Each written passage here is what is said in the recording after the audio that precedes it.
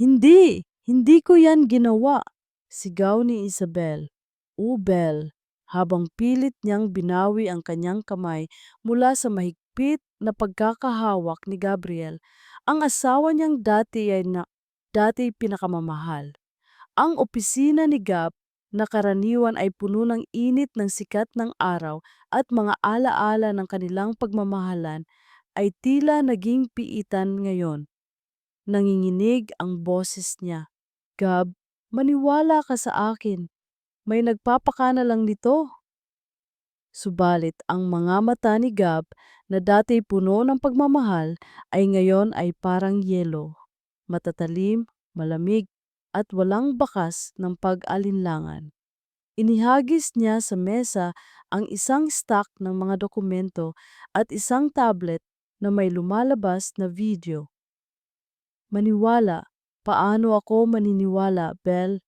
Ito, nakikita mo ba ito? Ang mga reports ng kumpanya, ang mga withdrawals na galing mismo sa accounts natin at itinuro niya ang tablet kung saan nakita ni Belle ang isang lalaki na may nakatalikod na mukha. Kaulayaw ang isang babaeng may pagkakahawig sa kanya. Ito ang pruweba ng pagkakanulo mo. Nagnakaw ka sa akin, sa kumpanya ko, at higit sa lahat, niloko mo ako. Ang bawat salita niya ay parang suntok sa dibdib ni Belle. Napailing si Belle, ang mga luha ay naglandas na sa kanyang pisngi. Gab, please. Hindi ako yan at lalong hindi ko pagnanakawan ang sarili kong asawa. Nagmamakaawa siya. May nagbalak lang. Sino ang magpapaniwala sa iyo ng ganyan? Ngunit bingi si Gab sa kanyang mga paliwanag. Ang kanyang mga mata ay nagngangalit. Sino? Sino pa ba, Belle? Kundi ikaw? Ano? Hindi ka pa ba nakontento sa pera ko? Pati ba naman ang tiwala ko, kailangan mo pang sirain? Parang gumuho ang mundo ni Belle. Ang init ng kwarto ay napalitan ng lamig na tumagos hanggang sa buto.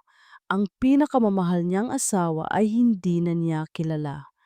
Ang bawat tanong niya ay tila walang sagot. Naramdaman niya ang unti-unting pagbigat ng kanyang tiyan, ang marahang tibok ng puso ng anak niya sa loob. Paano niya ipapaliwanag ito kay Gab? Pero ang mga salita ay tila naupos sa lalamunan niya. Kinuha ni Gab ang kanyang cellphone at tumawag. Manong Ben, ipasok mo rito ang security. Palayasin niyo ang babaeng yan. Ngayon na!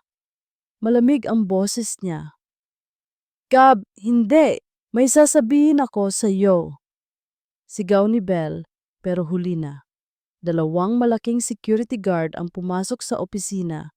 Ang kanilang mga muka ay walang emosyon.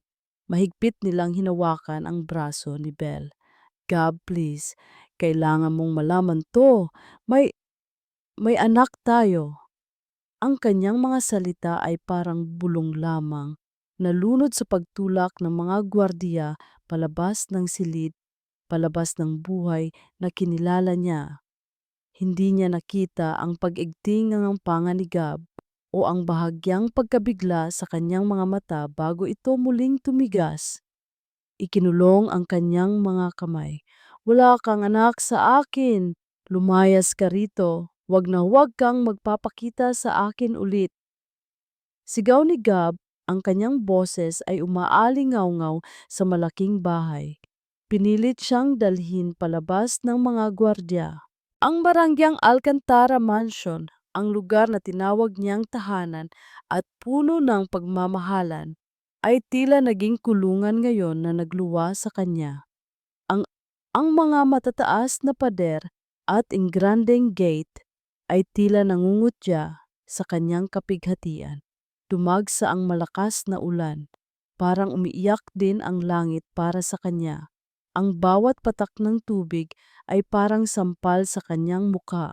Wala siyang dalang kahit ano, ni cellphone, ni pera, ni damit. Wala.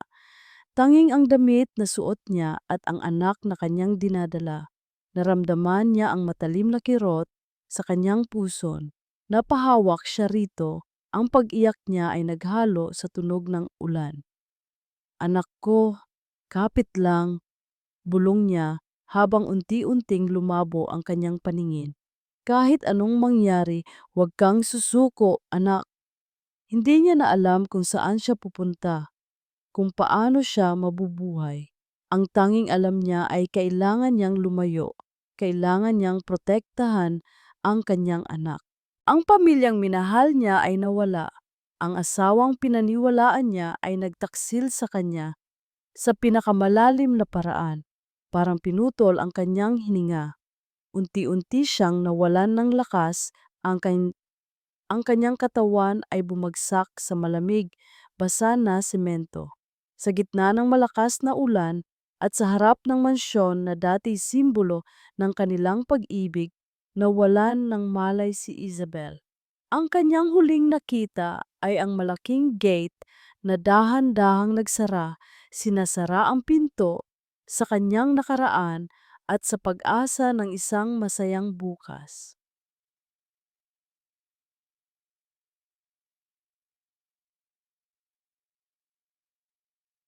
Nagising si Gabriel o Gab kinabukasan na tila tinambol ang kanyang ulo. Ang dilim ng gabi ay hindi nagbigay ng pahinga, at ang bawat sulok ng mansyon ay tila pinagmumultuhan ng huling sigaw ni Belle. May anak tayo. Pilit niyang iwinawaksi ang mga salitang iyon. Imposible. Iyon ay isa lamang desperadong pagtatangka upang bumalik sa kanyang buhay, upang maging malaya mula sa kanyang kasalanan. Wala na si Belle sa buhay niya, at iyon ang katotohanan. Pero bakit ang sakit? Kinuha niya ang larawan nila ni Belle sa bedside table, ang larawan na kinunan noong araw ng kanilang kasal. Ang ngiti, ang ngiti ni Belle ay totoo, puno ng pagmamahal. Ang kanyang mga mata ay naging malabo, isang kirot ang kumirot sa kanyang dibdib. Hindi siya makapaniwala na ang babaeng ito ay kayang gawin ang mga nakita niya sa ebidensya. Inihagis niya ang larawan. Ito ay tumama sa pader at nagkabasag-basag. Lies. Bulong niya. Ang kanyang boses ay nanginginig. Lahat ng yan, kasinungalingan. May kumatok sa pintuan ng kanyang kwarto. Gab, gising ka na ba, Gab? Boses ni Catalina o Tina, ang asawa ng kanyang yumaong kapatid na si Miguel. Pinilit niyang magpakatatag. Pasok. Pumasok si Tina, dala ang isang tasa ng kape. Ang kanyang mukha ay puno ng pag-aalala. Ang kanyang mga mata ay malungkot. Gab, narinig ko ang nangyari kagabi. Okay ka lang ba, kuya? Lumapit siya at marahang hinaplos ang braso ni Gab. Umiling si Gab. Hindi, Tina. Hindi ako okay. Paano niya nagawa sa akin to? Napabuntong hininga si Tina. Alam kong mahirap, Gab, pero kailangan mong maging malakas. Ang isang babaeng tulad niya, she's not worth your tears. Ipinagpatuloy ni Tina ang kanyang pag-comfort habang dahan-dahan niyang iginuguhit ang larawan ni Belle bilang isang manggagamit. Alam mo, Gab, noong una pa lang may kutob na ako sa kanya. Iba ang tingin niya sa yaman ng pamilya Alcantara. Pero dahil mahal mo siya, ayaw kong sirain ang kaligayahan mo. Ang mga salita ni Tina ay tila tubig na unti-unting pumapatay sa apoy ng pagdududa sa puso ni Gab. Tama si Tina. Maraming beses na siyang binalaan ng kanyang kapatid na si Miguel tungkol sa mga taong magtatangka lang sa yaman nila.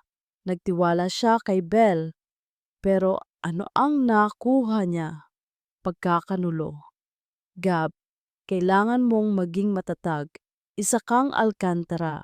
Hindi mo pwedeng hayaang sirain ng isang babae ang pangalan ng pamilya natin. Patuloy ni Tina, ang kanyang boses ay malumanay pero may diin. Napakasakit, Tina. Alam ko, kuya, pero kakayanin mo. Nandito ako para sa'yo, para bantayan ang legacy ni Kuya Miguel at ang buong pamilya natin. Ang kanyang mga salita ay nagbigay ng kakaibang ginhawa sa puso ni Gab, na puno ng sakit. Nagawa nga ni Tina ang tama. Siya ay palaging nasa tabi niya, lalo na matapos mamatay si Miguel. Gusto kong ipahanap siya, Tina. Gusto kong ibalik niya ang lahat ng ninakaw niya, sabi ni Gab. Ang kanyang mga kamao ay nakakuyom. Huwag kang mag-alala, Gab. Ako na ang bahala. Sagot ni Tina. May kislap sa kanyang mga mata na hindi napansin ni Gab. Mabuti pa magpahinga ka muna. Ako na ang kakausap sa legal team at sa security. Siguraduhin nating hindi na siya makakalapit pa sa kahit anong ari-arian ng Alcantara. Tumango si Gab, ang kanyang pagod ay bumalik. Habang nagpapahinga si Gab at nananatiling sarado ang isip niya sa katotohanan, naging abala si Tina sa pag-asikaso ng mga kailangan niyang gawin. Kinausap niya ang legal team. Binigyan sila ng mga instruksyon na baluktutin ang mga katotohanan upang mas lalong magmukhang guilty si Belle. Kinausap niya rin ang security. Binigyan sila ng order na huwag nang palapitin si Belle sa mansyon kahit saan pa man siya magpunta. Pagkatapos ng lahat, bumalik si Tina sa kanyang kwarto. May ngiti sa kanyang labi. Kinuha niya ang kanyang cellphone at nag-type ng mensahe sa isang hindi kilalang numero. Tapos na ang phase 1. Si Belle wala na. Ngayon, si Gab naman. Ang mga salita ay tila nagpapahiwatig ng isang mas malalim na plano. Isang mas madilim na lihim na nakatanda na nakatago sa likod ng kanyang mapagkukunwaring pag-aalala. Ang liwanag ng araw ay dahan-dahang nawawala at ang anino ng bahay Alcantara ay lumalalim kasabay ng lumalaking kasinungalingan. 3 buwan na ang lumipas mula nang mawala ang lahat sa kanya. Ang luhang dumaloy sa kanyang mga mata ay unti-unting natuyo, napalitan ng pait at matinding determinasyon. Nagising si Isabel sa isang maliit, squalid na silid sa isang malayo at probinsyal na bayan. Ang amoy ng alikabok at dampi ng lumang kahoy ay sumalubong sa kanya. Ibang-iba ito sa kanyang nakasanayang mansyon ng Alcantara, ngunit ito na nangayon ang kanyang kanlungan. Dahan-dahan siyang bumangon, inaalalayan ang lumalaki niyang tiyan. Kahit paano, narito pa rin ang kanyang anak. Ang tanging dahilan niya para mabuhay, ang tanging patunay na minsan, nagkaroon sila ng pag-ibig ni Gab. Kumain ka na ba, Belle? Tanong ng matandang babae na nagmamay-ari ng bahay, si Aling Nena, habang niluluto ang isang simpleng almusal ng kanin at tuyo. Hindi pa po, Aling Nena. Salamat po, sagot ni Belle. Pilit nang ngumiti. Lumipas ang mga araw sa paggawa ng mga simpleng trabaho. Nagtatrabaho siya sa isang maliit na tindahan, nagtitinda ng mga gulay at kung ano-ano pa. Naglilinis din siya ng mga bahay basta't makakita siya ng trabaho. Ginawa niya ang lahat para lang makakain sila ng kanyang anak. Bawat gabi, bago siya matulog, kinakausap niya ang kanyang tiyan. Anak ko, malapit ka nang lumabas. Pangako, gagawin ni Mama ang lahat para protektahan ka. Pero hindi nawala ang takot. Isang araw, habang naglalakad siya pauwi mula sa trabaho, may nakita siyang itim na kotse na dahan-dahang dumaan sa harap ng kanyang pinagtatrabahuhan. Hindi niya sigurado pero parang pamilyar ang kotse. Agad niyang naalala ang mga mensahe ng pananakot na natatanggap niya sa mga nakaraang linggo. Mga simpleng sulat na walang nagpapakilala, nagbabanta na huwag siyang babalik sa Maynila. Si Tina, nagmamadali siyang naglakad, ang puso niya ay kumakabog, hindi niya pwedeng mapahamak ang kanyang anak. Kailangan niyang maging mas maingat. Okay lang ba kayo, Ma'am Bell? Tanong ng isa sa kanyang mga kasamahan sa tindahan. Opo, ayos lang po, medyo napagod lang po. Sagot niya, pilit na pinapakalma ang sarili. Naramdaman niya ang pagkabalisa sa kanyang sistema. Kahit saan siya magtago, tila may anino pa rin ng nakaraan na sumusunod sa kanya. Isang hapon, habang nagpapahinga siya sa dalampasigan, pinagmamasdan ang paglubog ng araw, narinig niya ang balita mula sa isang radyo na pinapakinggan ng isang mangingisda. Tungkol sa isang malaking negosyante, si Gabriel Alcantara, na nakipagtulungan sa isang Japanese company. Napatigil siya. Gab, ang pangalan niya ay parang tunog ng kampana sa kanyang puso. Masakit, pero may kakaibang lambing. Naalala niya ang mga araw na masaya silang magkasama, ang mga pangako na binuo nila sa ilalim ng buwan, ang mga pangarap na pinagsaluhan. Isang patak ng luha ang bumagsak sa kanyang pisngi. Paano niya nagawang maniwala sa mga kasinungalingan? Gab, bakit hindi ka nakinig sa akin? Hanggang ngayon, hindi niya maintindihan. Ang pag-ibig na akala niya'y walang katapusan, natapos lamang dahil sa isang matinding panloloko. Hinaplos niya ang kanyang tiyan. Anak, ang daddy mo, ayaw niya sa atin, pero hayaan mo, magiging masaya tayo, tayong dalawa lang. Biglang sumakit ang kanyang puson. Hindi ito ang karaniwang kirot na nararamdaman niya sa pagdadalang tao. Mas matalim, mas matindi. Napakagat siya sa kanyang labi, pilit na nilalabanan ang sakit. Baka pagod lang siya, pero hindi. Habang pilit niyang bumangon, naramdaman niya ang basa sa kanyang hita. Napaigtad siya. Nawasak ang panubigan. Nataranta siya. Wala siyang kasama. Nagsisimula ng dumilim. Ang sakit ay lalong tumindi, lumilitaw at lumalalim sa bawat pagdaan ng segundo. Tulungan niyo po ako, sigaw niya, ngunit tila walang nakarinig. Ang iyak niya ay nalunod sa tunog ng alon. Napaupo siya sa buhangin, pinipilit na huminga, ang mga kamay ay mahigpit na nakakapit sa kanyang tiyan. Ang kanyang takot ay hindi na para sa kanyang sarili, kundi para sa anak niya. Anak ko, lumaban ka anak, hindi pa tayo pwedeng sumuko. Kailangan mong lumaban. Bulong niya sa pagitan ng kanyang mga hikbi habang unti-unti siyang nawawalan ng kontrol sa kanyang katawan. Nakatitig si Gab sa mga papeles sa kanyang mesa, ngunit ang kanyang isip ay malayo. Lumipas na ang ilang buwan mula nang umalis si Belle, ngunit ang kanyang presensya ay tila nakaukit pa rin sa bawat sulok ng kanyang opisina, sa bawat alaala. Pilit siyang nagtatrabaho, pilit na ibinabalik ang kanyang pokus sa negosyo, subalit may kakaibang bigat sa kanyang dibdib na hindi niya mawari. Ang galit ay naroon pa rin, ngunit sinamahan na ito ng isang mapanglaw na kawalan.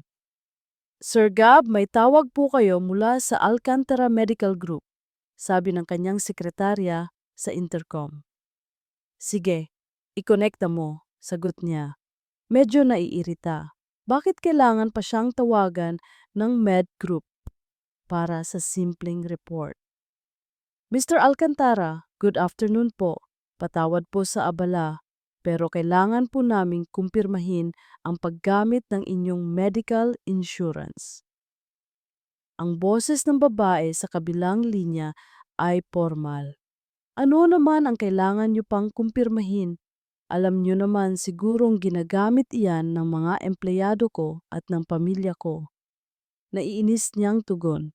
Opo sir, ngunit ang beneficiary po na gumamit ay si Miss Isabel Santiago. Napatigil si Gab. Ang kanyang kamay na hawak ang telepono ay tila namamanhid. Sino?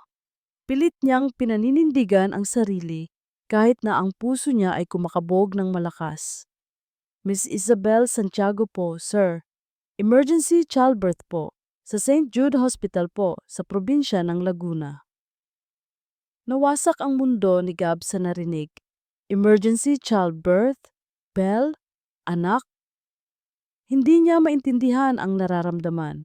Ang galit na matagal niyang pinanghawakan ay unti-unting napalitan ng matinding pagkabigla, pag-aalala at isang kakaibang kirot sa dibdib.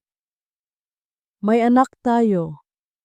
Ang mga salita ni Belle na ibinulong niya noong huling gabi ay muling umalingaw sa kanyang isipan. Hindi, hindi ito maaaring mangyari.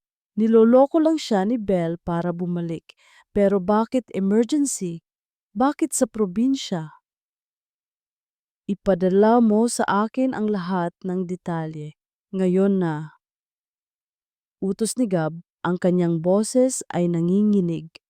Agad siyang nagmamaneho ng mabilis patungo sa Laguna.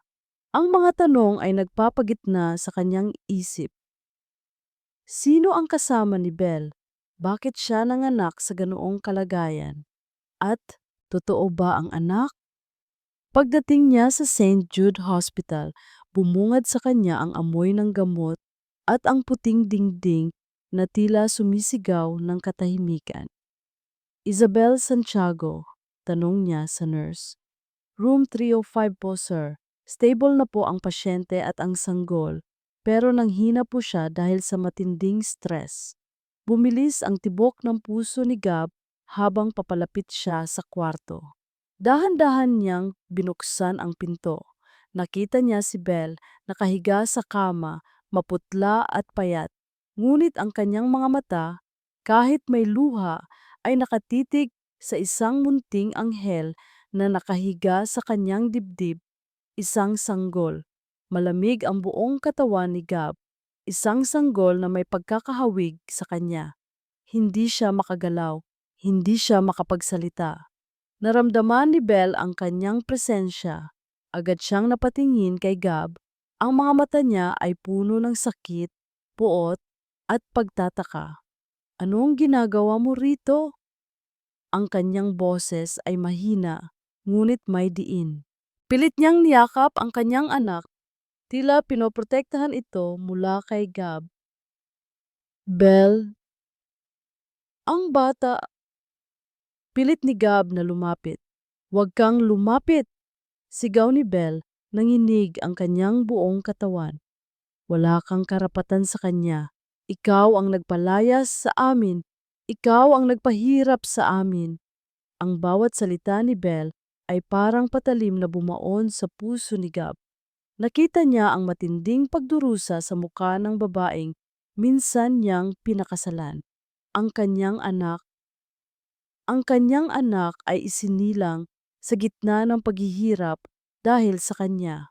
Isang nurse ang lumapit sa kanya, hawak ang isang sanggol. Sir, gusto niyo po bang hawakan ang anak niyo? Napakagwapo po niya, kamukhang kamukha niyo po. Automatikong inabot ni Gab ang bata. Ang maliit na sanggol ay mahimbing na natutulog, ang maliliit na daliri nito ay nakakuyong. Nakita niya ang kanyang sarili sa mukha ng bata, ang kanyang mga mata, ang kanyang ilong. Hindi ito isang kasinungalingan, ito ang kanyang anak. Naramdaman niya ang matinding pagsisisi. Ano ang ginawa niya? Sinira niya ang buhay ng babaeng minahal niya at ngayon, ang buhay ng kanilang anak. Si Belle, na nakikita niya ngayon na tila isang anino ng dati niyang masigla at masayahin na asawa, ay nag-iisa at nagdusa. Gab, lumayo ka na, hindi ka namin kailangan. Malamig na sabi ni Belle, kahit na ang mga luha ay patuloy na umaagos sa kanyang mga mata. Ibinigay ni Gab ang bata sa nurse, ang kanyang puso ay nabibiyak. Hindi niya alam kung ano ang dapat niyang sabihin, kung paano siya magsisimula. Ang sakit na naramdaman niya ay napakabigat. Lumabas siya ng kwarto, ang kanyang isip ay gulong-gulo. Paano niya nagawang pagdudahan si Belle? Paano niya nagawang maniwala sa mga kasinungalingan? Ang lahat ng ebidensya, ang lahat ng sinabi ni Tina, nagsimula itong maging kaduda-duda sa kanyang isip. Habang naglalakad siya sa koridor, nakita niya si Tina sa lobby, nakaupo at tila naghihintay. Ang kanyang mukha ay nagulat. Gab, okay ka lang ba? Sino yung babaeng yon at ang bata? Bakit ka nandito? Sunod-sunod na tanong ni Tina, ang kanyang mga mata ay nagpapakita ng pag-aalala. Ngunit sa mga mata ni Gab, may nakita siyang kakaiba. Isang kislap ng takot. Hindi niya alam kung bakit, ngunit sa oras na iyon may isang salita na pumasok sa kanyang isip. Kasinungalingan. Ang pagtataka sa mukha ni Tina ay mabilis na napalitan ng pilit na ngiti. Ngunit para kay Gab, ang tanggiting iyon ay tila peke. Ang bawat salita niya ay tila may halong lason. Hindi ko alam kung bakit ka nandito, Gab, sabi ni Tina, lumapit at pilit na hinawakan ang braso niya. Pero kung tungkol yan sa babaeng yan, huwag kang magpaikot-ikot. Ginagamit ka lang niya at ang bata para makabalik. Inalis ni Gab ang kamay ni Tina. Sinabi mo sa akin na mag-isa lang siya. Malamig niyang sabi, ang kanyang mga mata ay nakatitig ng diretso kay Tina. Sinabi mo sa akin na ginagamit niya ang insurance para sa kung ano-anong gimmick. Biglang natigilan si Tina. Ano bang sinasabi mo, Gab? Ang alam ko, nagtatago siya sa probinsya. Hindi ko alam ang tungkol sa bata. Pilit na paliwanag ni Tina, ang kanyang boses ay tila nagulat. Ngunit ang kanyang mga mata ay hindi nakatingin sa mga mata ni Gab. Hindi ko alam. Paulit-ulit na salita ni Tina, ngunit para kay Gab, ito ay tila isang malaking kasinungalingan. Bakit siya nandito? Paano niya nalaman na nandito siya? O sinundan niya lang? Hindi niya sinagot si Tina. Lumabas si Gab ng ospital, ang kanyang isip ay gulong-gulo. Pagbalik niya sa mansyon, agad siyang dumiretso sa kanyang opisina. Hindi na niya pinansin ang tawag ni Tina. Binuksan niya ang kanyang laptop at sa halip na asikasuhin ang mga corporate reports, sinaliksik niya ang pangalan ni Isabel Santiago. Naaalala pa niya ang kanyang mga tauhan na sinundan si Belle matapos siyang palayasin. Ang mga reports na binigay sa kanya ay nagpapahiwatig na si Belle ay nagtatago, nag-iisa. Ngunit ang mga reports na iyon ay galing kay Tina. Bakit? Bulong niya. Kung nagsisinungaling si Tina tungkol dito, ano pa ang ibang mga kasinungalingan? Inutusan niya ang kanyang personal investigator, si Mang Dani, na pumunta sa kanyang opisina. Si Mang Dani ay isang retiradong pulis na pinagkakatiwalaan niya ng matagal na panahon. Mang Dani, gusto kong ipaimbestiga mo ulit si Isabel Santiago, sabi ni Gab, seryoso. Pero sa pagkakataong ito, gusto ko rin na imbestigahan mo si Catalina Villanueva. Nagulat si Mang Dani. Si Ma'am Tina, sir? Oo, lahat ng galaw niya, lahat ng koneksyon niya. Kung mayroon siyang kakaibang dealings sa accounts ng kumpanya. At ang pinakaimportante, gusto kong malaman mo ang lahat ng nangyari sa nakaraang 3 buwan kay Belle. Bawat detalye. Lumabas si Mang Dani, ang kanyang mukha ay seryoso. Kinabukasan, bumalik si Gab sa ospital. Ngunit nagtago siya. Hindi niya gustong makita siya ni Belle o ni Tina. Mula sa malayo, pinagmamasdan niya si Belle na hawak ang kanilang anak. Ang kanyang anak, nakita niya kung gaano kapayat si Belle, kung gaano siya nanghina. Ang mga kamay niya ay nanginginig habang pinapakain ang bata. Narinig niya ang pag-uusap ni Belle at ng isang nurse. Miss Santiago, may nagpadala po sa inyo ng mga bulaklak pero walang card, sabi ng nurse. Ngumiti si Belle malungkot. Salamat nurse, pero hindi ko yata kilala ang nagpadala. May naghahanap pa rin po sa inyo, Ma'am Belle. Ma'am Belle, may tumawag po ulit kagabi, nagtatanong tungkol sa inyo at sa bata. Sabi ng nurse, medyo nag-aalala. Sino po? Tanong ni Belle, ang kanyang mga mata ay nanlaki sa takot. Hindi po nagpakilala, ma'am, pero parang boses po ng babae. Si Tina, nagngalit ang panganigab. Hindi lang pala basta kasinungalingan ang ginawa ni Tina, pati ba naman ang pagbabanta kay Belle. Gusto niyang pumasok at protektahan si Belle at ang kanilang anak, ngunit alam niyang hindi pa ito ang tamang oras. Kailangan niyang maging matalino. Pag-uwi niya sa mansyon, naabutan niya si Tina na naghihintay sa living room. Gab, saan ka ba nanggaling? Nag-aalala ako sa'yo, sabi ni Tina. Ang kanyang boses ay malumanay. Tungkol doon sa babae, Gab. Sigurado akong may masamang plano lang yan. Pabayaan mo na lang siya. Hindi. Malamig na tugon ni Gab. May anak ako, Tina, at hindi ko siya pababayaan. Pero, Gab, gusto kong i-check lahat ng records ng kumpanya sa nakaraang 1 taon. Putol ni Gab. Mula sa pinakamaliit na gastos hanggang sa pinakamalaking transaksyon. Gusto kong makita ang lahat. Nagulat si Tina at sa isang iglap may nakita si Gab na kislap ng takot sa mga mata niya. Hindi niya ito napansin dati. Ngayon, sa ilalim ng bagong liwanag ng pagdududa, ang lahat ay nagiging maliwanag.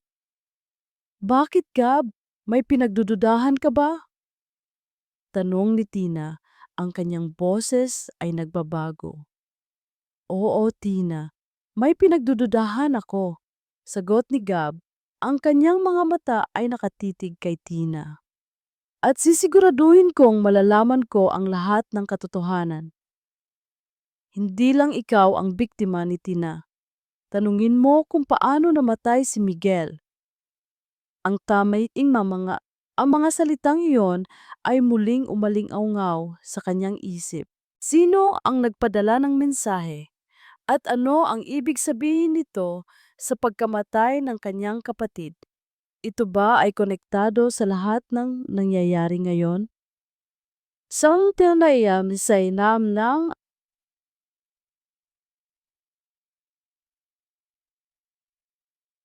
ang mensahe ay parang pako na bumaon sa isip ni Gab.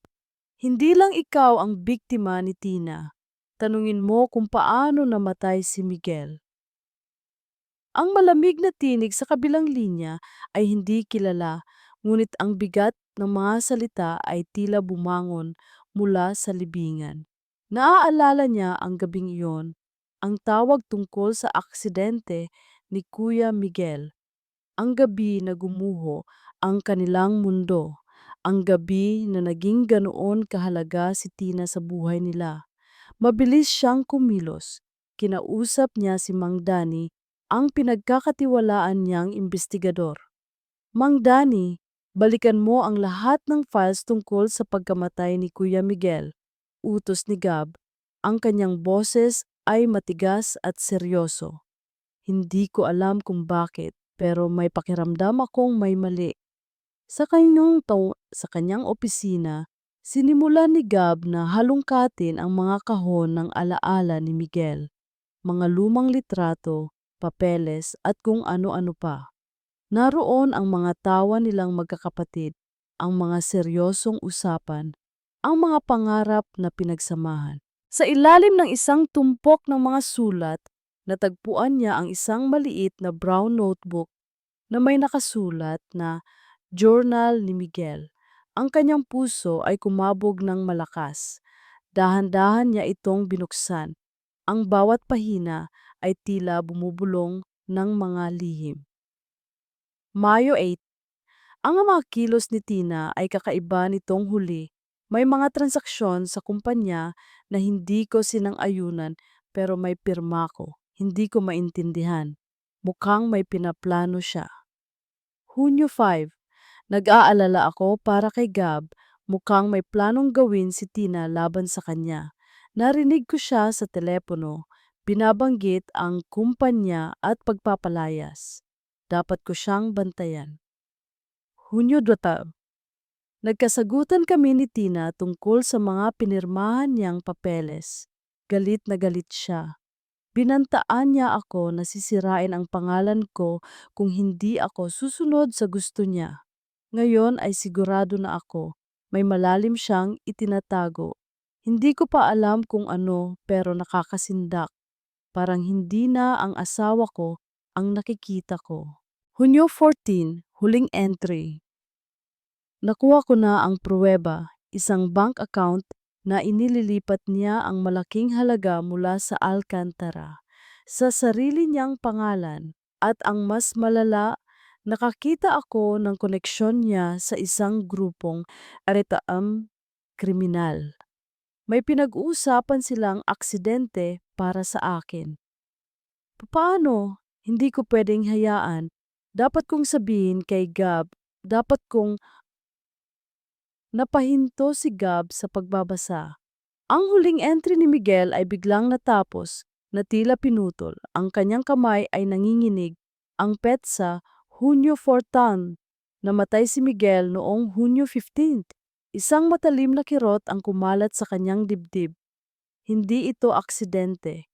Ito ay pagpatay at ang nagplano ay si Tina. Ang lahat ng sinabi ni Tina, ang lahat ng pagpapanggap niya, ang kanyang pag-aalala, ay isang malaking kasinungalingan. Ang babaeng tinuring niyang kapatid, ang babaeng ipinangako niyang poprotektahan kay Miguel, ay siya ring demonyo na pumatay sa kanyang kapatid at nanira sa kanyang buhay. Mang Dani! Sigaw ni Gab sa intercom, ang kanyang boses ay nanginginig sa galit. Hanapin mo ang driver ni Kuya Miguel noon, si Manong Tonyo. Ngayon na, sabihin mo, mahalaga ito sa buhay niya at sa buhay ko. Kinagabihan, nakaupo si Gab sa isang liblib na cafe kasama si Manong Tonyo. Ang matandang driver ay namumutla, ang kanyang mga kamay ay nanginginig. Sir Gab, pakiusap po. Huwag niyo na po akong idamay. Pakiusap ni Manong Tonyo, halos pabulong. Manong Tonyo, ang buhay ng kapatid ko ang nakataya rito at ngayon pati ang buhay ng asawa at anak ko. Kailangan kong malaman ang katotohanan. Hindi makatingin si Manong Tonyo kay Gab. Hindi po aksidente yon, Sir Gab. Simula niya, ang kanyang boses ay halos hindi marinig. Inutusan po ako ni Ma'am Tina na baguhin ang ruta. May nakasalubong daw po kaming itim na van. Tapos, biglang may bumangga po sa amin. Hindi po sa highway, sir, kundi sa isang liblib na daan. May naghintay po sa amin doon. At anong nangyari pagkatapos? Pilit na pinapakalma ni Gab ang sarili.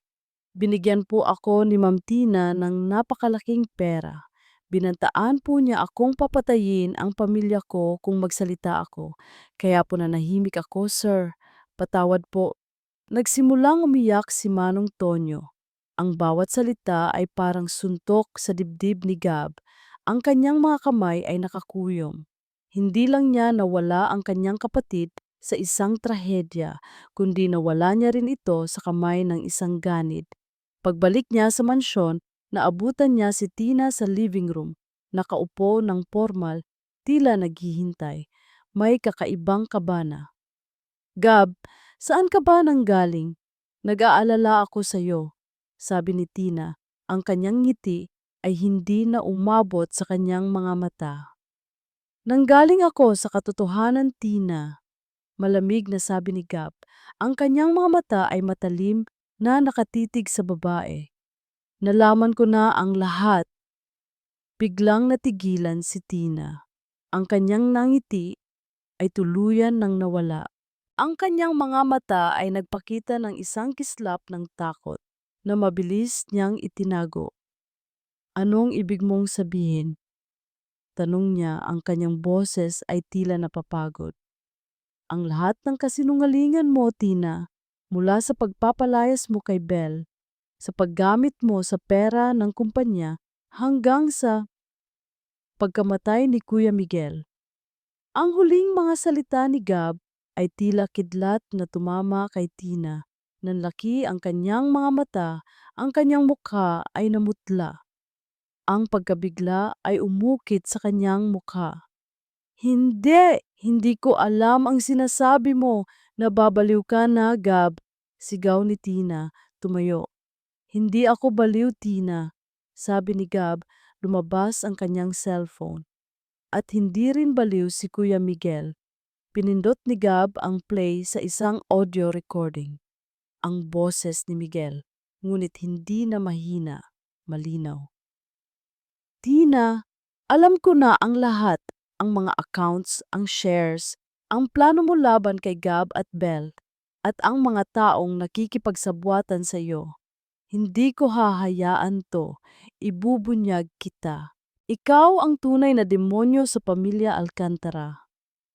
At sisiguraduhin kung mangpiyarit ko kung magbabayad ka sa lahat ng kasalanan mo.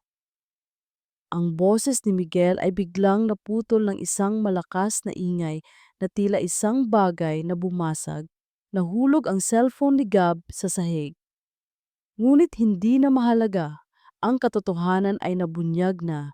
Si Tina ay nakatayo doon, ang kanyang mukha ay putlang-putla, ang kanyang mga mata ay nanlilisik sa galit at takot. Ang kanyang lihim, ang pinakamadilim niyang lihim, ay nabunyag na. Ang boses ni Miguel ay patuloy na umaalingaw-ngaw sa buong living room, puno ng galit, sakit at pagkabigla.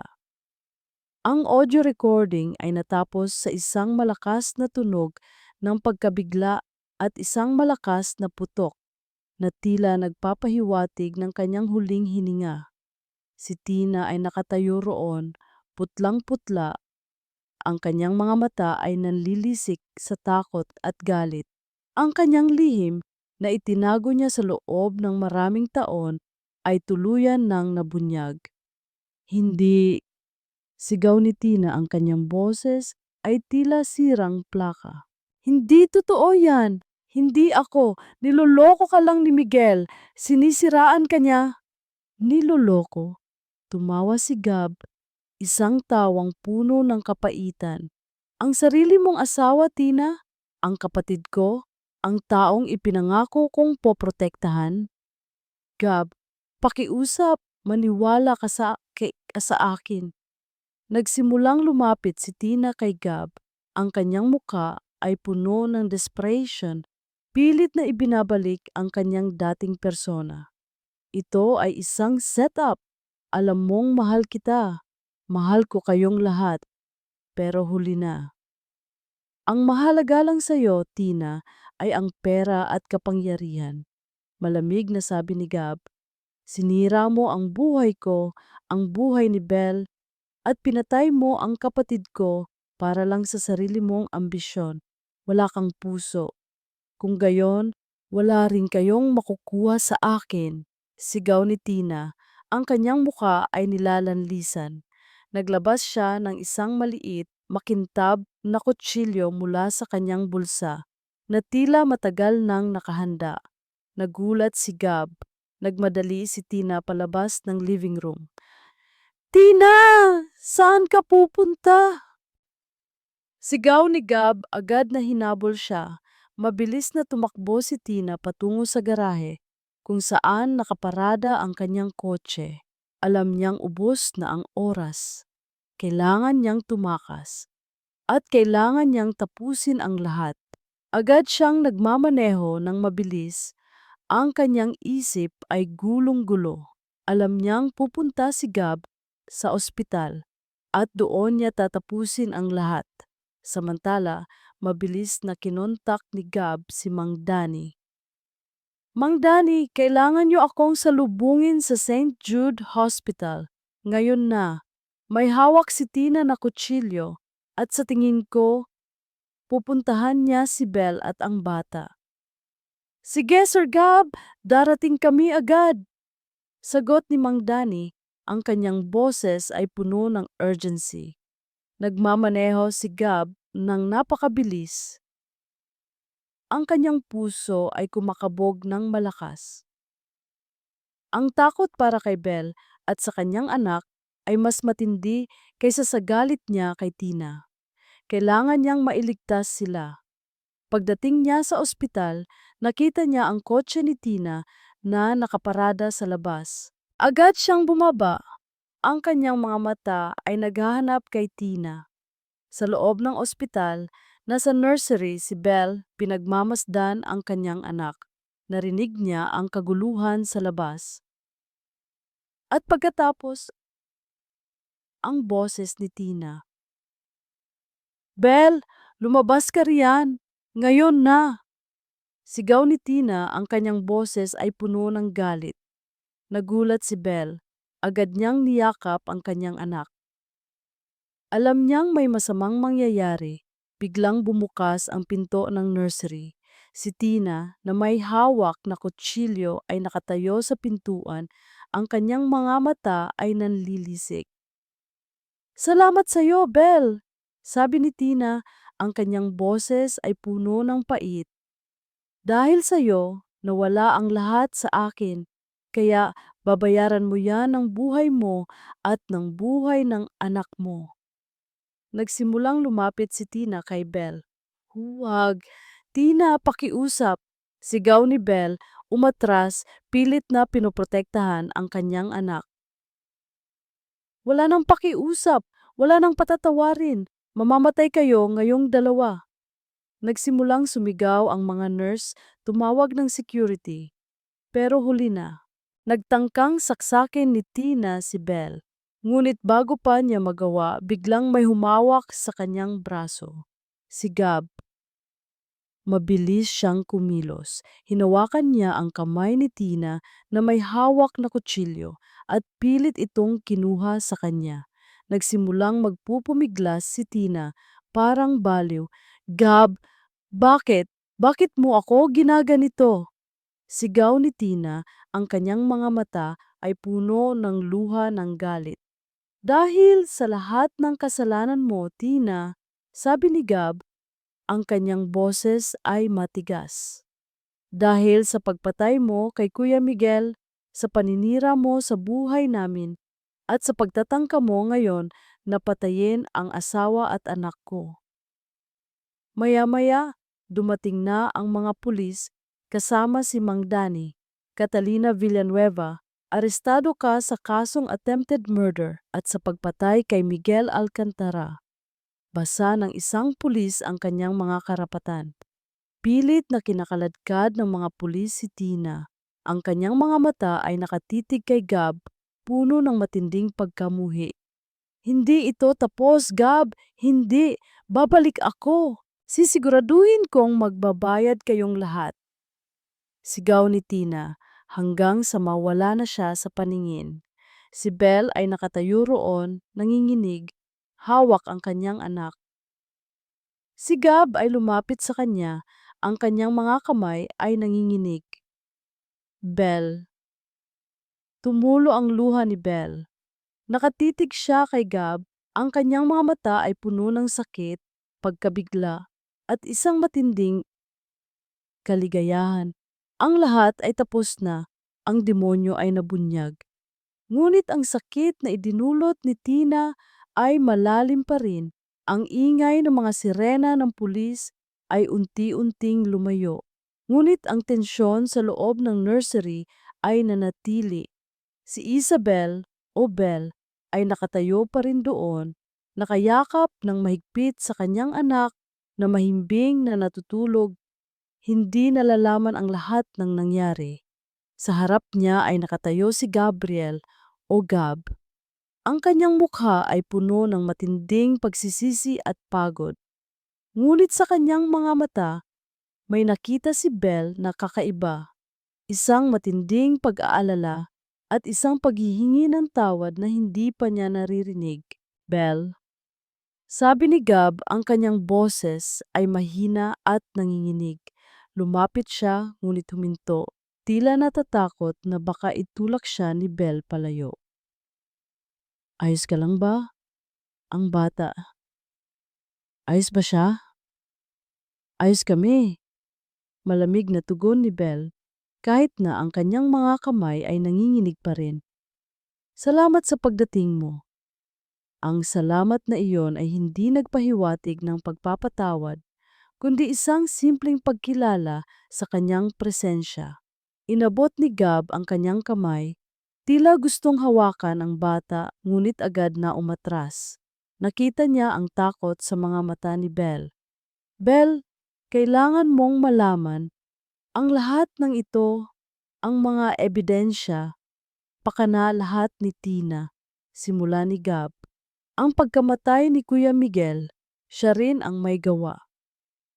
Parang pinutol ang hininga ni Belle.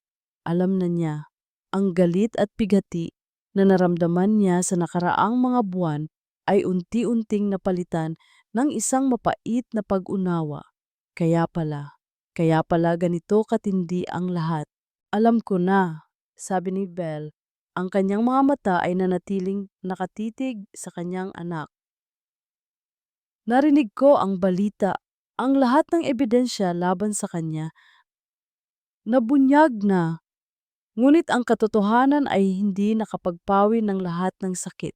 Ang sakit ng pagdududa ni Gab, ang sakit ng pagpapalayas niya sa kanya, ang sakit ng paghihirap niya sa loob ng mga buwan ay naroon pa rin. Kinabukasan lumabas sa balita ang buong istorya. Ang, ang Ang mga kasinungalingan ni Tina, ang kanyang pagiging utak sa pagkamatay ni Miguel, at ang kanyang pagtatangka na sirain si Belle at Gab. Ang Alcantara Group ay naglabas ng opisyal na pahayag, kinukumpirma ang lahat ng akusasyon. At isang linggo matapos ang insidente, nagkaroon ng press conference si Gab. Nanonood si Belle sa TV sa kanyang hospital room. Hawak ang kanyang anak. Nakita niya si Gab, nakatayo sa harap ng maraming media, ang kanyang mukha ay seryoso at malungkot. Gusto kong humingi ng paumanhin sa publiko, sa mga shareholders ng Alcantara Group at higit sa lahat kay Isabel Santiago. Simula ni Gab, ang kanyang boses ay tila may bigat. Dahil sa aking pagiging mapuso at sa pagtitiwala ko sa maling tao, nawasak ko ang buhay ng babaeng minahal ko. Nagkamali ako.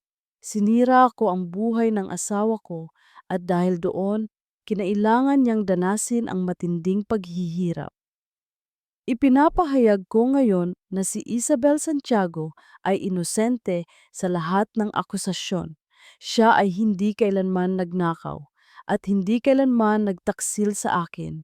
Siya ay isang inosenteng biktima ng kasakiman at inggit. At sa kanya, sa aking anak, humihingi ako ng tawad. Gagawin ko ang lahat para bumawi.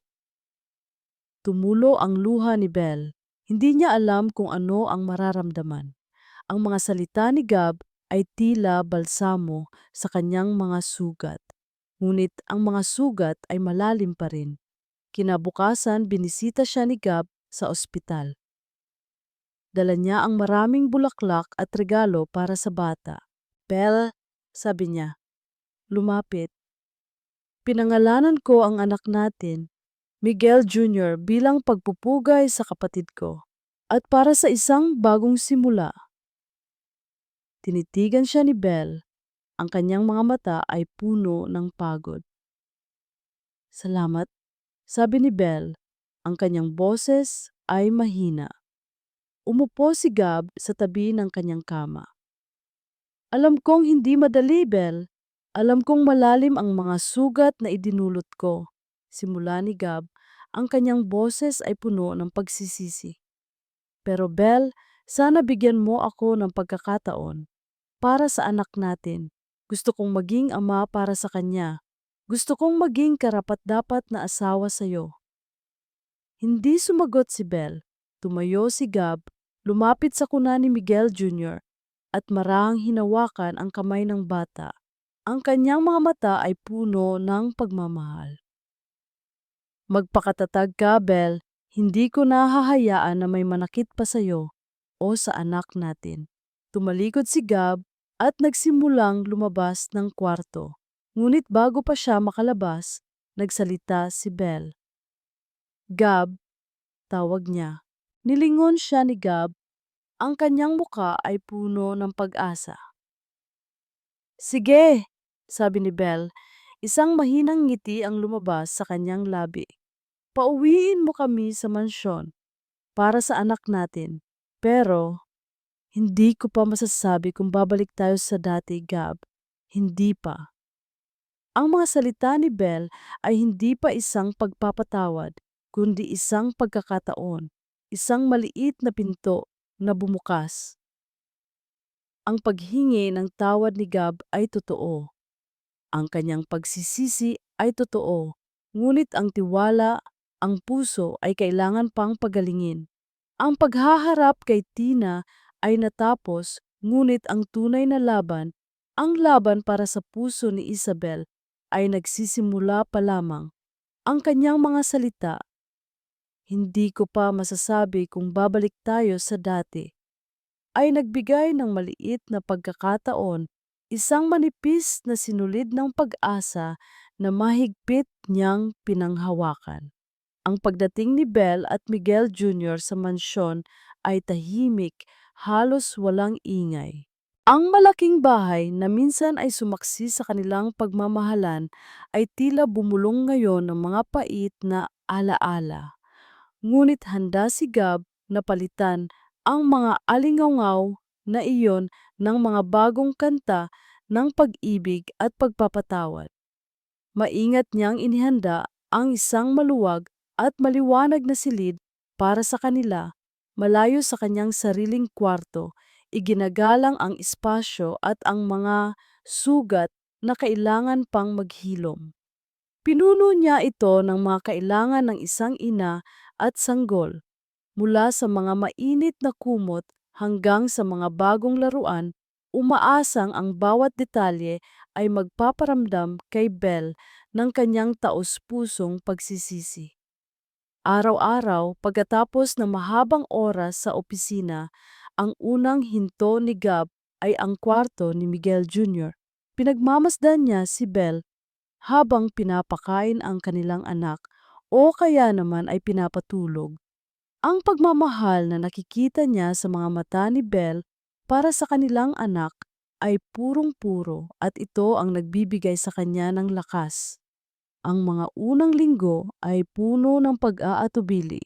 Ang bawat salita ay maingat na binibitawan, ang bawat galaw ay pinag-iisipan. Belle, kailangan mo ba ng tulong sa pagpapalit ng lampin? Tanong niya minsan. Ang kanyang boses ay tila may bahagyang kaba. Titingnan lang siya ni Belle, ang kanyang mga mata ay nagtatago ng libu-libong damdamin. Kaya ko. Ang sagot niya madalas ay hindi pa rin tinitingnan ang kanyang mga mata. Ngunit hindi sumuko si Gab. Binabantayan niya si Miguel Jr. habang nagpapahinga si Belle, pinagluluto siya ng pagkain. Kahit na minsan ay hindi ito katanggap-tanggap sa panlasa. Ang kanyang mga kamay na sanay humawak ng mga papeles at mag-utos ay ngayon ay maingat na humahawak ng bote ng gatas at dahan-dahang pinag-aaralan ang bawat detalye ng pag-aalaga ng bata. Tuwing gabi, kinakantahan niya si Miguel Jr. ng mga lalabay. Ang kanyang boses na dati puro kapangyarihan ay ngayon ay malumanay at puno ng pagmamahal. Nakikita niya ang bahagyang paglambot sa mukha ni Belle, ang isang sandali ng pagngiti na nagpaparamdam sa kanya ng pag-asa. Isang hapon, nakaupo sila sa hardin. Tahimik lang sila, pinagmamasdan ang paglalaro ng araw sa mga dahon. Si Miguel Jr. ay mahimbing na natutulog sa stroller. Gab, tawag ni Belle, ang kanyang boses ay mahina na tila nag-aalangan. Hmm? Bakit mo ginagawa ang lahat ng ito?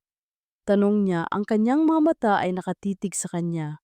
Sa unang pagkakataon na nakita niya ang matinding paghahanap sa kanyang mga mata.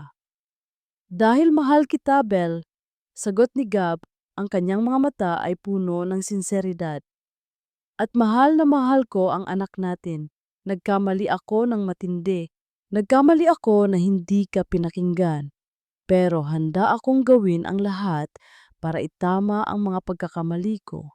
Handa akong hintayin ka, gaano man katagal, hanggang sa muli mong mapagkatiwalaan ako. Hindi ko titigilan ang paghingi ng tawad at ang pagmamahal sa inyo.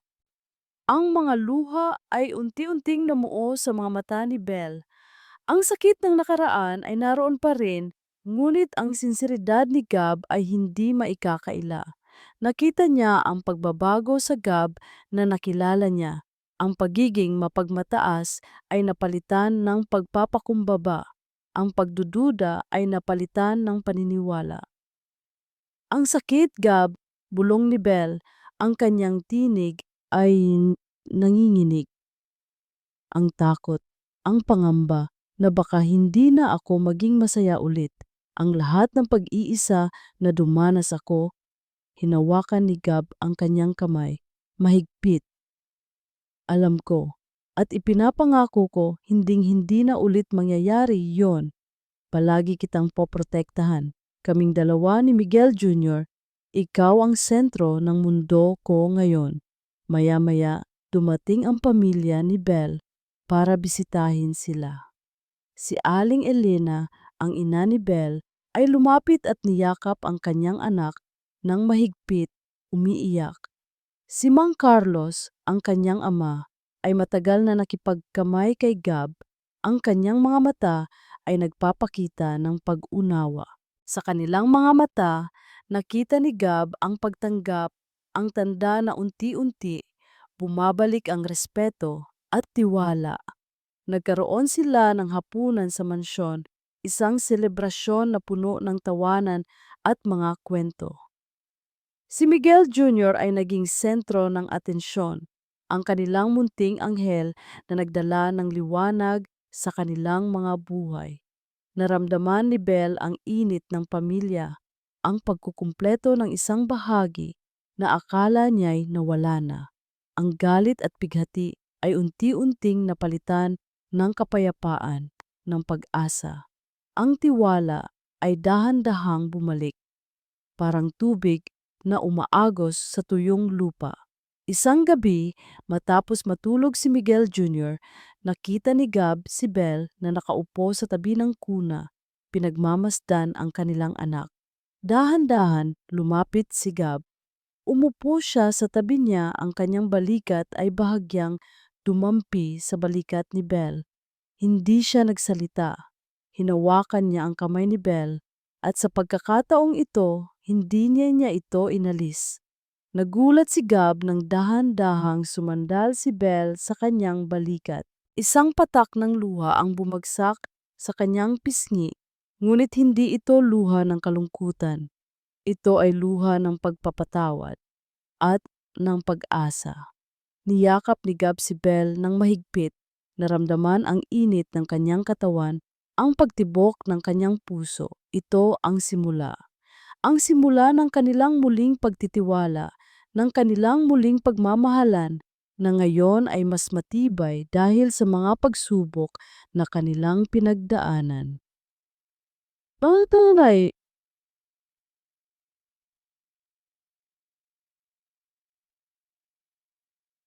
ang yakap na iyon, ang pagpikit ng kanyang mga mata sa balikat ni Gab, iyon ang naging simula ng tunay na paghilom. Hindi pa ito pagpapatawad, ngunit ito ay isang hakbang patungo doon. Ang init ng kanyang katawan, ang banayad na amoy niya ay nagpabalik ng mga alaala ng kanilang pagmamahalan. na ngayon ay nababalutan na ng mas malalim na pag-unawa at pighati. Lumipas ang ilang buwan. Si Miguel Jr. ay lumaki na, tumatawa na at naglalaro. Ang mansyon ng Alcantara na minsan ay naging kulungan ng kanyang kalungkutan ay ngayon ay puno na ng tawa at sigla ng bata. Nakita ni Belle ang pagbabago ni Gab hindi lang sa pagiging ama kundi sa kanyang pagkatao. Nawala na ang dating pagkamataas at pagiging mapuso. Napalitan ito ng pasensya, pag-unawa at isang walang hanggang pagmamahal. Pinagsaluhan nila ang bawat milestone ni Miguel Jr., ang kanyang unang ngiti, ang kanyang unang pagtawa, ang kanyang unang hakbang. Sa bawat sandali, naroon si Gab, puno ng pagmamahal at pagsisisi na hindi niya ito naranasan mula sa simula. Isang araw, habang naglalaro sila sa hardin, nakita ni Belle si Gab na nakaupo sa damuhan, pinagmamasdan si Miguel Jr. na gumagapang. Nakita niya ang isang matamis na ngiti sa mukha ni Gab. Hindi niya maiwasang isipin kung gaano na sila nakalayo. Belle! Tawag ni Gab, tumayo at lumapit sa kanya. Gab! Sagot niya, ang kanyang puso ay kumabog ng malakas. Alam niyang may sasabihin siya. Gusto kong humingi ng tawad ulit, simula ni Gab, lumuhod sa harap niya. Hindi niya inilabas ang isang mamahaling singsing. Sa halip, kinuha niya ang kanyang kamay. Hindi ako karapat-dapat sa'yo. Nagawa kitang saktan, nagawa kitang pagdudahan. Pero Belle, pinapangako ko, hinding-hindi na ulit ako magkakamali. Hinding-hindi na ulit ako magdududa. Ibabalik ko ang tiwala mo, Belle, sa bawat araw, sa bawat paghinga ko. Ang kanyang mga mata ay puno ng pagmamahal ng pagpapakumbaba.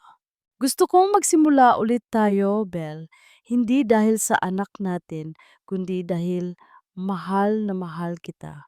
Gusto kong maging asawa mo ulit, ngunit sa pagkakataong ito, batay sa tiwala, sa pag-unawa, at sa isang pagmamahal na walang katapusan. Will you marry me again, Belle? Naramdaman ni Belle ang pagbigat ng kanyang damdamin, ang lahat ng sakit, ang lahat ng pighati, ang lahat ng pagdududa ay unti-unting nawawala. Ang tiwala ay naroon na, ang pagmamahal ay naroon na, at ang pagpapatawad ay naroon na rin. Tumulo ang luha sa kanyang mga mata. Oo, Gab, bulong niya. Oo, mahal ko. Babalik ako sa'yo. Dahil mahal na mahal din kita. Gabriel Gab Alcantaras POV. Ang kanyang oo ay parang musika sa mga tenga ni Gab. Niyakap niya si Belle ng mahigpit, naramdaman ang kanyang pagmamahal. Ang lahat ng paghihirap, ang lahat ng pagsubok, ay nagdulot sa kanila ng isang mas malalim na pag-ibig, isang pag-ibig na walang katapusan. Salamat, Belle, bulong niya. Salamat sa pagpapatawad. Salamat din sa iyo, Gab, sagot ni Belle. Salamat sa pagbabago. Salamat sa paghahanap ng katotohanan. Doon, sa gitna ng hardin, kung saan nagsimula ang kanilang kwento, muli nilang ipinangako ang kanilang pagmamahal sa isa't isa. Epilogue. Ilang taon ang lumipas. Si Gab at Belle ay naging isang matatag na pamilya. Ang kanilang pag-ibig ay naging inspirasyon sa marami. Si Tina ay nakakulong, nagbabayad sa kanyang mga kasalanan. Ang kanyang kasakiman ay nagdulot sa kanya ng kalungkutan at pag-iisa. Si Miguel Jr. ay lumaki na, isang matalino at masayahing bata na puno ng pagmamahal. Siya ang simbolo ng kanilang muling pagkabuhay na pag-ibig. Pinagdesisyunan ni Gab at Belle na itatag ang Miguel Alcantara Foundation, isang non-profit organization na tutulong sa mga inosenteng biktima ng mga kasinungalingan at pandaraya, lalo na sa mga kababaihan. Sa pamamagitan nito, ginamit nila ang kanilang pinagdaanan upang maging liwanag sa iba. Sa isang masarap na hapon, habang naglalakad sila sa dalampasigan, hawak ni Gab ang kamay ni Belle at si Miguel Jr. ay tumatakbo sa unahan. Ang araw ay unti-unting lumulubog, nagbibigay ng isang gintong liwanag sa kanilang paligid. Mahal kita, Gab, sabi ni Belle, sumandal sa kanya. Mas mahal kita, Belle, sagot ni Gab, hinalikan ang kanyang noo. Tunay ngang ang pag-ibig ay hindi sumusuko sa gitna ng pagsubok. Ito ay lumalago sa pagpapatawad, pag-unawa at muling pagtitiwala sa ilalim ng ilaw ng katotohanan. Ang kanilang kwento ay isang patunay na kahit gaano kalalim ang sugat, kahit gaano katindi ang kasinungalingan, ang tunay na pag-ibig ay palaging mananaig. Ang pamilya Alcantara, na ngayon ay buo at mas matatag kaysa kailanman, ay hinarap ang hinaharap na may pag-asa at paniniwala. Ang kanilang paglalakbay ay hindi naging madali, ngunit sa bawat pagsubok, lumalago ang kanilang pagmamahalan na nagpapatunay na ang tiwala ay ang pinakamatibay na pundasyon para sa isang walang hanggang pag-ibig.